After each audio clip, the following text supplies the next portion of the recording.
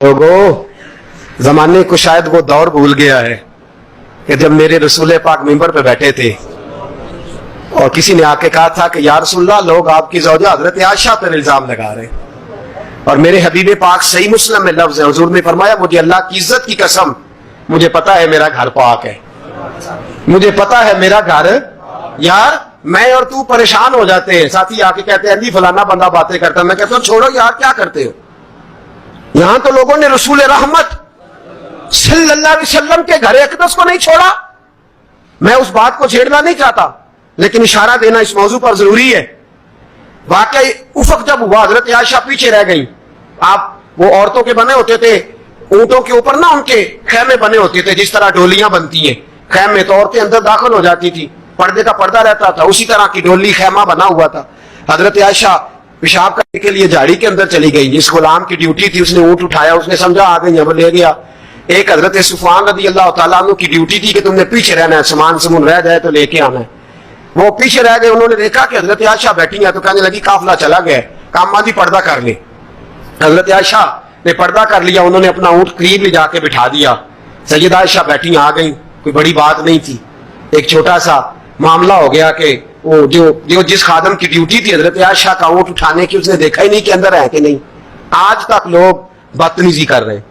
मुनाफिक तो मुनाफिक, कलमा पढ़ने वाले कई बदतमीजी करते हैं। इस माज अल्लाह ताला अपने गंदे ज़हन की बात आज तक लोग उछालते हैं।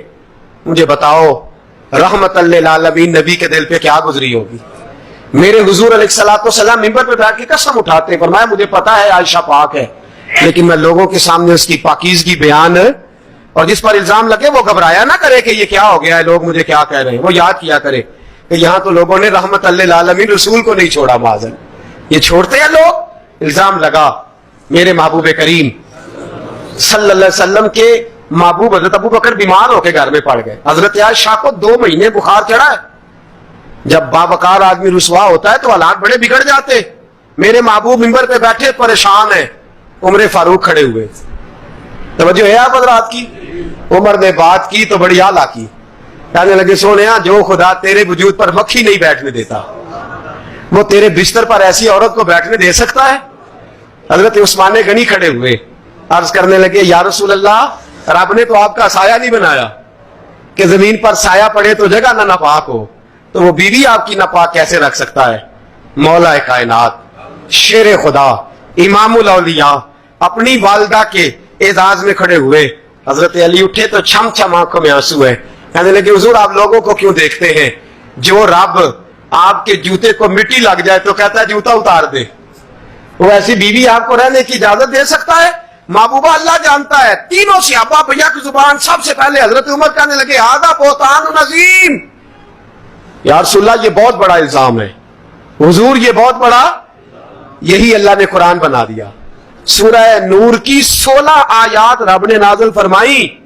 अगर हजरत आयशा पर इल्जाम न लगता तो 16 आयतें उनकी शान में नाज़िल भी ना होती। ये तो भला हो गया, ये तो भला हो गया कि 16 आयात उनके हक में अल्लाह ने नाज़िल फरमाई। और रब ने फरमाया हाज़ा बोहतानुन अज़ीम, महबूब ये बहुत बड़ा बोहतान है। ये अल्लाह वालों पर, नेक लोगों पर ये काम। पहली बात तो ये है कि हमें ये देखना चाहिए हम इसमें शरीक तो नहीं। कोई बरादरी क्यों ना हो, कोई कबीला क्यों ना हो, कोई दोस्त क्यों ना हो, कोई मुसलमान क्यों ना हो, हम इन चक्रों में शामिल तो नहीं।